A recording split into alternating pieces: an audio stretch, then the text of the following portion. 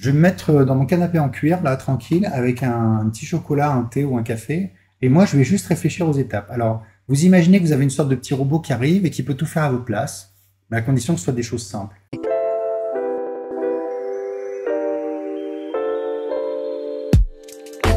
Bonjour et bienvenue dans cette série de vidéos consacrée à l'attention et la concentration. Je suis Jean-Philippe Lachaud et je vais vous parler dans cette vidéo de deux personnages, Maximois et Minimois, qui vont nous aider à agir à chaque fois avec une intention claire. Alors je commence cette vidéo en vous informant que le cerveau n'aime pas vraiment réfléchir et agir en même temps.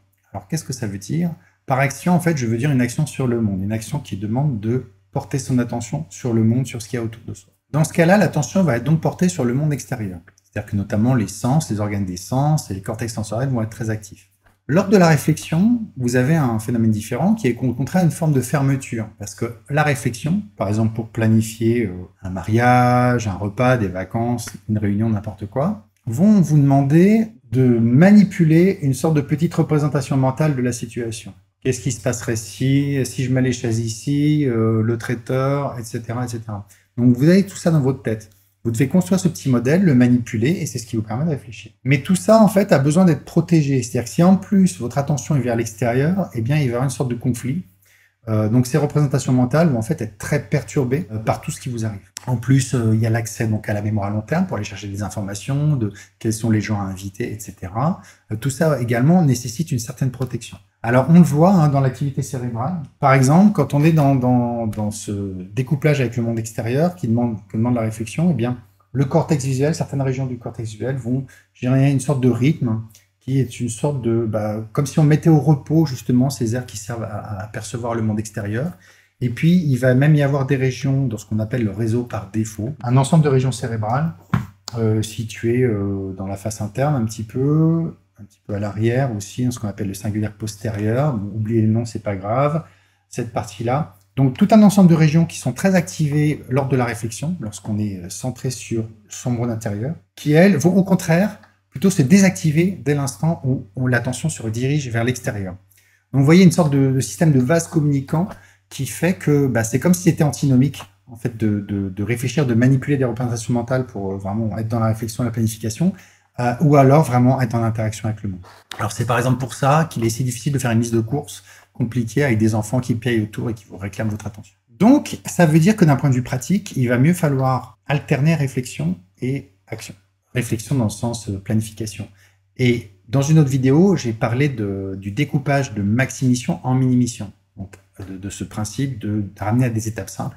Eh bien, ce travail, il va devoir être fait indépendamment ou de façon séparée de l'action elle-même. C'est-à-dire que très concrètement, il va falloir alterner la phase où on planifie, où on découpe. J'ai ça à faire, c'est compliqué, j'ai ce contrôle technique, quelles sont les étapes? Donc, je découpe et ensuite j'agis. Ensuite, je réalise chacune des étapes. Il faut vraiment alterner les deux.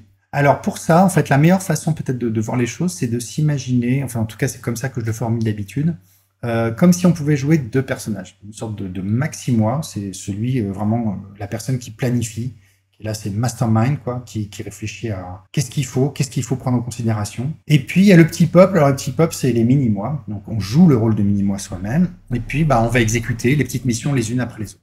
Donc c'est un petit peu, si vous voulez, comme si vous aviez, imaginons que vous deviez préparer le dîner, et puis vous dites au dernier moment, non en fait je vais pas le faire. Je vais me mettre dans mon canapé en cuir, là tranquille, avec un petit chocolat, un thé ou un café, et moi je vais juste réfléchir aux étapes. Alors vous imaginez que vous avez une sorte de petit robot qui arrive et qui peut tout faire à votre place, mais à condition que ce soit des choses simples.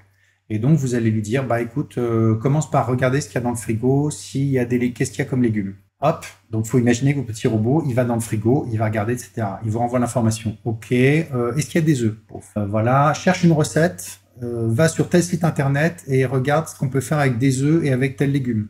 Et puis éventuellement de la farine, etc. Donc vous voyez en fait, vous, en tant que Maximois, vous êtes tranquillement installé et vous ne touchez à rien, vous ne faites rien. Vous êtes juste dans la réflexion, dans la commande. C'est finalement extrêmement agréable. Mais ce qu'il faut bien voir, c'est que c'est vous qui allez jouer le rôle de mini-moi, évidemment, puisque une fois que c'est découpé en étapes, c'est vous donc qui passez à l'action, c'est vous qui allez chercher dans le frigo pour voir ce qu'il y a comme légumes, c'est vous qui allez chercher pour voir s'il y a des œufs, etc. Mais ce rôle de mini-moi lui-même, c'est-à-dire celui qui exécute, est en fait aussi extrêmement agréable. C'est agréable parce qu'en fait, le monde est simple, vous êtes débarrassé de toute cette complexité de la vie et pour vous recentrer sur une seule chose à la fois, Il n'y a que ça à faire. Je suis dans ma petite bulle, je suis bien concentré là-dessus. Et quand j'ai terminé, je suis sûr d'avoir bien fait. J'ai fait tout ce que je pouvais. Voilà, j'arrive avec un petit succès. Donc, c'est ça, en fait, ce principe d'alternance entre maxi-mois et mini-mois. Alors, éventuellement, maxi-mois, il peut même donner un temps à mini-mois. Dit ça, je pense qu'il te faut 5 minutes. Allez, on se retrouve dans 5 minutes, même sans le stresser nécessairement. Donc, ce mini-mois, il a à chaque fois une mission simple, comme j'aime bien le dire, courte, claire et à court terme. Et puis voilà, pendant quelques minutes. Donc, il est dans ces petites bulles de concentration où il peut se vider la tête et faire juste ça. Alors après, à chacun de voir, si on préfère jouer maxi-mois une fois et donc faire le découpage complet de toutes les mini-tâches et ensuite passer en mode mini-mois et les exécuter les unes après les autres, ou bien alterner, parce que l'inconvénient de la première solution, c'est que ça demande quand même une bonne mémoire, ou alors ça demande de noter. Et puis, donc l'alternative, c'est je suis maxi-mois, ok. Quelle est l'étape suivante? Il faut faire ça. Très bien. Mini-mois, vas-y. Donc, on change d'habit. Mini-mois. À nouveau, on redevient maxi-mois. Ok, petite pause, tranquille. Où on en est. Maintenant, il faut faire ça. Hop. Donc, vous alternez dans ce cas-là. Les deux sont possibles. Alors, ça dépend des situations. Par exemple, si vous anticipez un moment où vous allez avoir beaucoup de mal à réfléchir, c'était le cas du confinement. Dans le confinement, souvent, on avait les enfants à la maison qui réclamaient beaucoup d'attention pendant la journée. Il était bien d'avoir fait pour des tâches complexes tout le travail de découpage à l'avance, par exemple le matin avant qu'il soit levé, tranquillement avec un petit café, avoir noté quelque part toutes ces petites mini-missions, donc vraiment des intentions très claires. Je vous rappelle le critère, c'est on me réveille à 3 heures du matin, on me dit qu'il y a ça à faire, tout de suite je vois comment le faire. Et après, pendant la journée, faire les unes après les autres toutes ces mini-missions. Il y a une interruption, c'est pas grave, parce que je finis juste ma mini-mission et puis je reprendrai la suivante après qui est courte. Donc voilà, donc un système qui est finalement très résistant aux interruptions. Ce mode de fonctionnement, il a un avantage, c'est que finalement, on se retrouve à être une sorte d'équipe. Tous ces mini-mois qui ne sont d'autres que soi-même, mais vont agir à des moments différents. Finalement, ça forme une sorte d'équipe où presque chaque mini-mois va aider le suivant. Donc, si je m'occupe aujourd'hui d'acheter mes billets de train pour dans un mois, je facilite la tâche du mini-mois de 3 semaines qui n'aura pas à faire ça dans une situation de panique avec des tarifs plus élevés, etc., etc. Donc, en fait, on se rend service à soi-même. Donc, c'est assez amusant de voir les choses comme ça parce que finalement, voilà, c'est très confortable. Alors, ça peut rappeler pour certains, ceux qui connaissent, j'ai entendu parler dans certaines grandes entreprises d'une technique qui consiste à écrire une petite lettre à soi-même, comme si le lendemain, on allait être remplacé par un clone de soi-même qui, en fait, a les mêmes compétences, mais a simplement besoin d'intentions très claires. Donc, ça permet de décrire, de mettre par écrit d'une façon très claire toutes les petites choses qu'on doit faire pour que si une autre personne, son double de soi-même, venait le lendemain, il aurait qu'à lire pour exécuter. Donc, vous voyez, on est dans quelque chose qui ressemble beaucoup. 2 points pour terminer.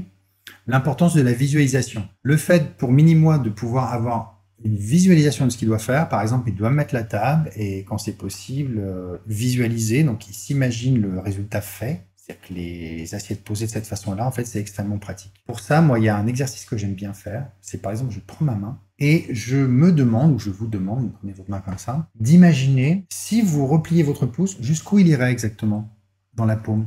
C'est-à-dire où se situerait l'ongle. Si je le regarde comme ça, j'imagine mon pouce replié et puis je me dis, peut-être par ici, là. Donc, j'imagine ça. J'imagine mon pouce replié. Et pour vérifier, je le fais.